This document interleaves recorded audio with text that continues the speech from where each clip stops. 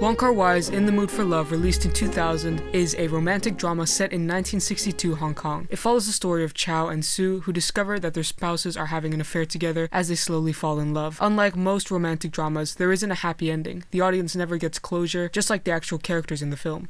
Today I want to talk about how the themes of domesticity and desire are shown through the camera as opposed to dialogue. But context must also be established to understand the motivation behind the cinematography. The film is set in 1960s Hong Kong, a politically unstable time due to the newly export-oriented industrial economy fueled by the large influx of Chinese migrants. Additionally, due to the large population growth, there was a lack of housing leading to cramped accommodations with a lack of privacy. This is also evident as the characters are Shanghainese immigrants living in cramped one-room apartments. In the scene I will be analyzing, Chow has just admitted to Sue that he's in love with her, and then they rehearse a goodbye as Sue breaks down into tears. The scene starts with two shots used to provide a contrasting transition from the previous scene where Chow declares his love for Sue.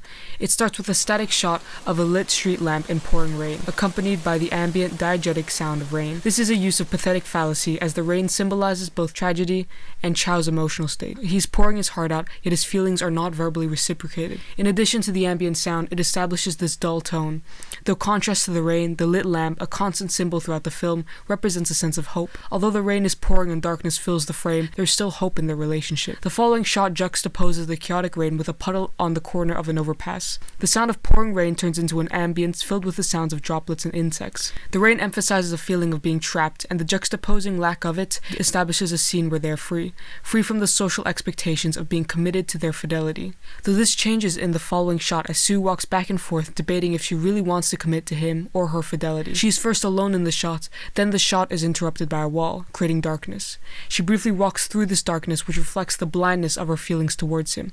It also reflects the absence of spaces for intimacy in Hong Kong, as the obstructed frame, a common technique Wong Kar-wai uses throughout the film, emphasizes the lack of privacy people had during the 60s due to the lack of housing and rapid influx of Chinese migrants after the communist takeover in 1949.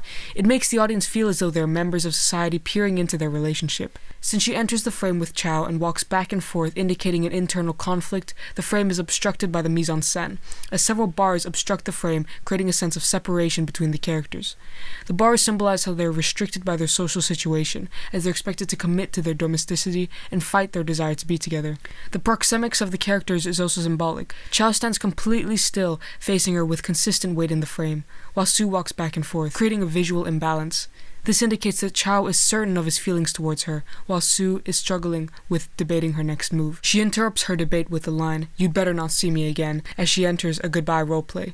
Even though she's out of frame, the unnatural chiaroscuro lighting creates a shadow on the wall that follows her out of the frame. Shadows throughout the film symbolize both their spouses and their internal duality. She's role-playing as the shadow, representing Chow's actual wife entering the scene. The use of shadows also reflects Hong Kong society. Behind Hong Kong's dominating finance capital industry with Asia's highest per capita income lies the shadow made up of the shanty towns filled with wealth inequality and unbearably cramped living conditions. Next we see a medium shot of Sue in the center of the frame leaning against the wall. Her shadow symbolizes the duality in her. There's one side of her that is aware of the societal pressure and expectations of domesticity, and the other has a strong desire to be with him. She is hesitant to submit to her desire, as being accepted into the culture as a Shanghainese immigrant is already difficult enough. Next, Chow covers the view of Sue through the view of the bars. The double shadows of the bars reflects how lines between role-playing and reality are blurring, as they have become what they mirrored, a consistent theme throughout the film. The following shot is a close-up of Chow's hand leaving Sue's as he walks away. The camera tracks her hand moving up her body until it stops on a close-up of her face as Chow walks into the distance in the background. The low frame rate reflects how the moment is fleeting. She wants the moment to last, but she knows that she must return to being the person society expects her to be. The camera tracks her hand moving up towards his shoulder as she's bringing his touch across her body, which makes her realize that she doesn't want to leave him. There is this sense of repressed sexuality, as she can't act on her sexual impulses due to societal standards. It also reflects the significance of touch throughout the film, as they only touch when role-playing, even though they both have the desire to. This shot is abruptly interrupted with a cut to darkness, where only the cries of Sue and comforting words of Chow are heard. It creates an intimate moment between the character and brings the perspective back to Sue. The moment where Chow's hand leaves hers is repeated to reflect Sue's mind as the moment replays in her head. Ironically, in this clip, Chow says that this isn't real to comfort her, even though it is.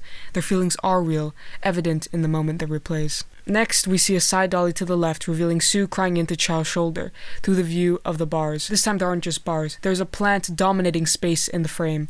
Darkness and shadow unevenly dominates the frame, reflecting how overwhelming the dark nature of their situation is. Darkness surrounds them, and even during an intimate moment between the characters, there's still a sense that the audience is looking between the bars. This again reflects Hong Kong's lack of privacy and the feeling that someone is observing their every move. The dolly left abruptly stops, which, for the first time, places Sue and Chow within the same bars. They are experiencing an intimate moment together, which removes their separation. In the following frame, Chow holds Sue in his arms, and on the left the frame is entirely filled with darkness. He's keeping her away from the darkness, clinging onto her, while she turns her back from the dark reality of their situation. In the following shot, Chow stares into darkness, creating a melancholic tone. The wall is dominating the space in the unbalanced frame, which connects to the cultural context of Hong Kong.